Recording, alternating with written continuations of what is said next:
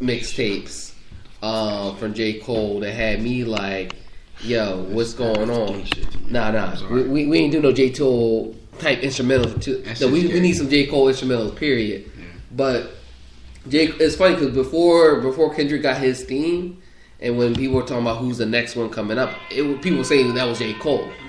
And they were almost comparing him and Nas, not so much to the same rap style, but as far as the same artistry, same purist vision, you know. And what's beautiful about J. Cole was like he signed with Jay. You saw he had the fumble where he was trying to make that commercial music first to get the crowd in, but then he kind of learned like I'm just want to make this for who I want to make this music for. And the same way Nas is, and when you look at All Eyes Only for Me, and we look at, you know, I know that I thought it was a phenomenal album. Yeah. It wasn't my top 5 that year, but I thought it was a phenomenal album. And we look at Forest Hills, but when you look at those two albums, especially those two albums, you saw that he was making it for people he wanted that album to be for. It wasn't for, you know, the 50-year-old white boy, you know, 10th grade, you know, I don't like my teacher. Like this is for my peoples. And if you can't bang with it, oh well.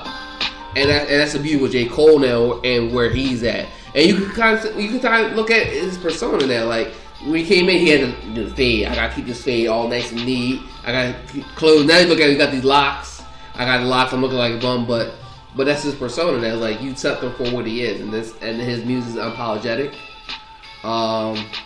At this point, and I'm very excited to see where he takes it now, moving forward, because like. He has strong enough fan base where he don't even have to worry about having a hit single anymore, because he already knows that he can drop an album and at least go gold at this point, just because his fan base is that strong and that loyal to him. So he's definitely in my number 5 for the last 10 years.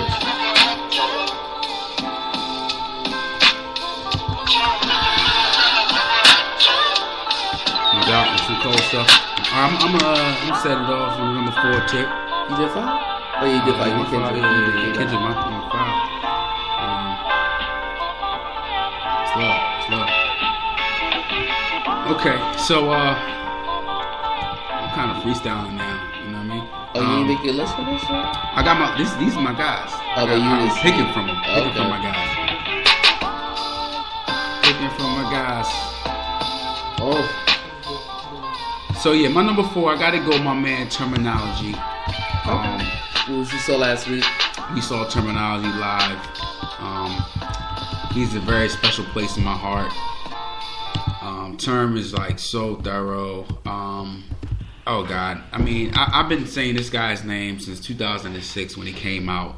He's half Puerto Rican, he's half white, right? And he's like his introduction into the game was like, you know, you're not Puerto Rican enough. You ain't white enough. You ain't black. Where do you fit? You know? And Terminology was really kind of born in the wrong era, because like, yo, he's straight up lyrics, bars. Like Ray, I'll tell you this. I said this before, and I told Terminology this. We saw him last week, literally, and he signed my album. I told him, I said, you are the child of AZ and Nas. You know, with a little bit of G-rap and punk. Yeah. And he's got that. He embodies all of that. Like nowadays, you don't have those rappers that do that. You know, like you got like a rapper like Big Sean, where like people like Big Sean. I don't really like Big Sean, like, but I hear from people that like they like his lyrics and like he's lyrical. You know what I mean? He's not whack. You know what I mean? But like I hear a guy like Terminology, and I'm like, whoa, like this guy's on a whole different stratosphere. You know what I mean? Like, and it's almost like he's like a blues singer from the 50s, because it's like, yo, he's like, he ain't really getting his credit, you know what I mean? But the places that he plays, people know him and they respect him. And I told Terminology this. I said, my kids they're gonna know your music, they're gonna listen to your music. My godson is gonna know your shit. My nieces are gonna know your shit. And any child I have my hands on is gonna know his music, you know, as far as hip hop goes.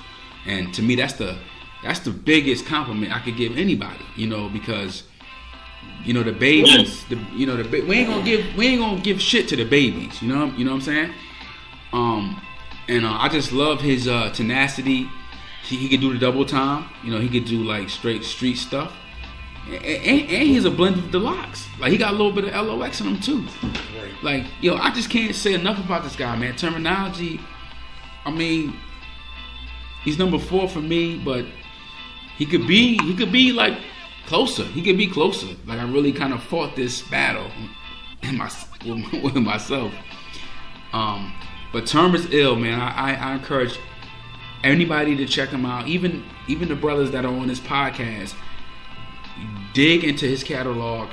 He is the shit. He is awesome. If you love real lyrics, check him out. His fatal flaw, and me and Zoe were talking about this, is beat selection. You know, like, he's too loyal. He goes with his crew, and they don't have the best beats. You know what I'm saying? Like a bunch of Boston cats.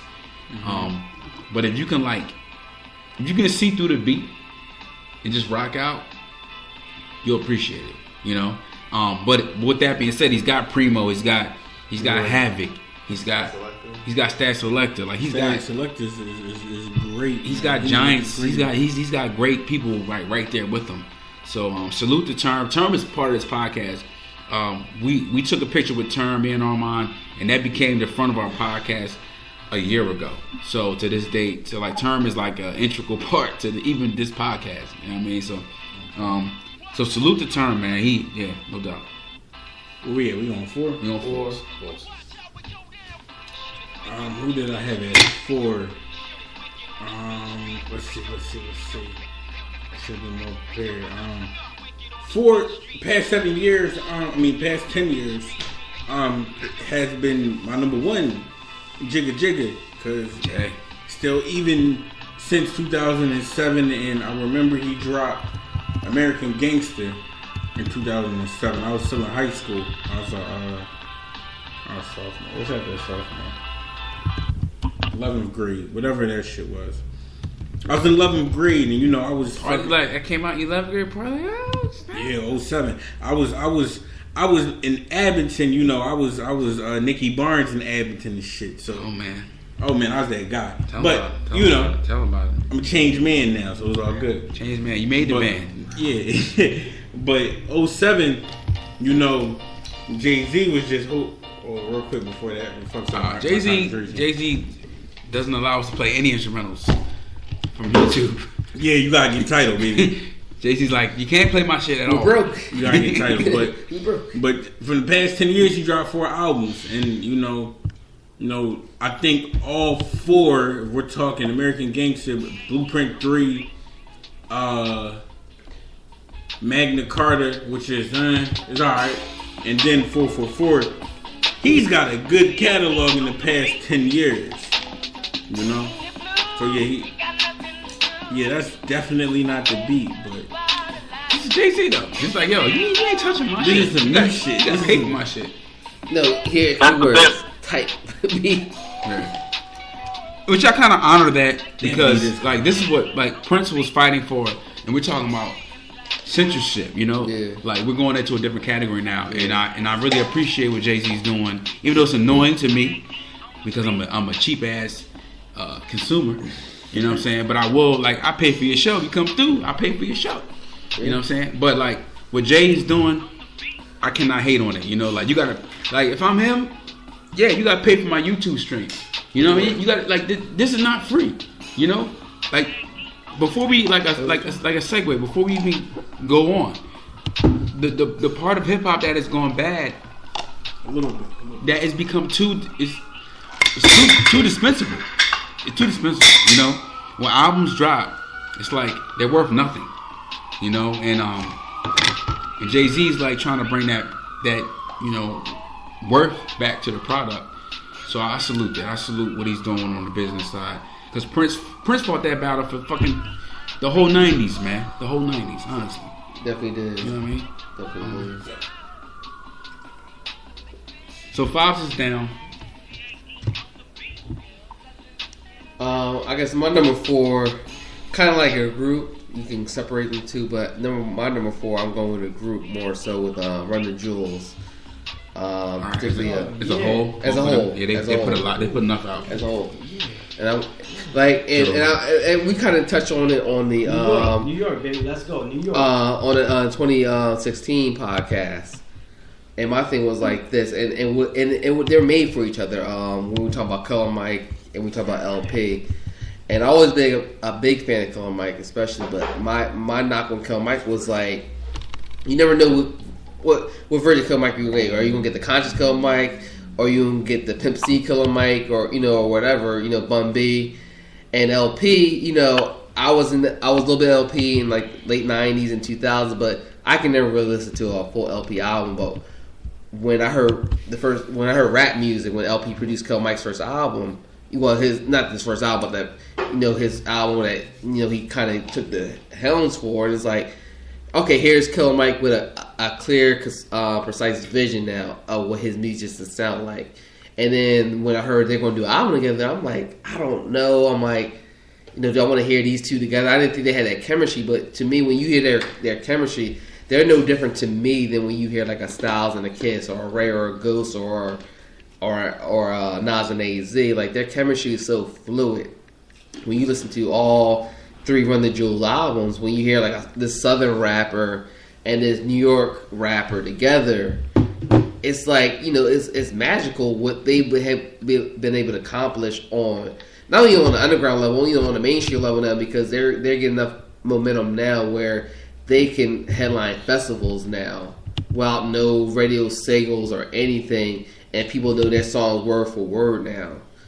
And the fact that LP gave Killer Mike a focus now, because I want to say that Killer Mike had to step his lane, because Killer Mike never had to step his lane up lyrically, but he gave him a lane to focus on. Because to me, my only argument with Killer Mike was that he never had a focus as far as what lane should he be, that conscious rapper, should he be that pimp rapper, or that trap rapper.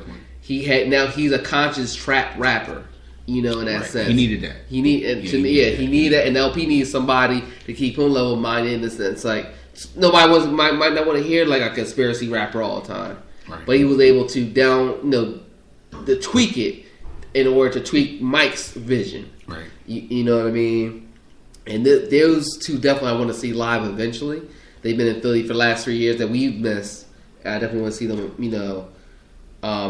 Sooner rather than later, but seeing them and their consistency, they're definitely my number 4 spot as far as within last 10 years. Ray, you are, baby, number 4. Well said, Ren. I definitely had Run the Jewels as an honorable mention because, they've definitely created their lane and did it their way, so I like that choice. My number 4, I'm gonna put Game on my number 4 as far as from 2007 to 17. I think he can definitely Dude can definitely rap. He can spit with the best of them. I think he's one of the better examples of somebody who broke through into the mainstream. Had a little run there. Could rap his ass off. Obviously, it's like heavy, gangster material. But I mean, even up to now, like between now and then, I think the only album he dropped that I just flat out didn't like was maybe the R.E.D. album. It was just really bloated with just. It was terrible. It seemed like they throwing the stuff on there until. Terrible. I didn't like Game. The Red album. I didn't like it at all. Oh, Red album. Yeah. Yo, Ray, I thought about gay. I said gay. Game. But like, yo, honestly, his last album was not good. You don't like 1992? I like 1992. I thought it was a good album. I didn't hear that. I didn't hear that. 1992 was a great album. You're not talking about 1992. You're talking about the album he did Meek on, which was like. No, 1992 album he did this Meek on 1992. That was 92? Yeah. That was a conceptual piece. All right, I gotta listen to that. I didn't listen to that. I'm sorry. I thought it was solid. I mean, he's definitely keeping it with that 1992 theme.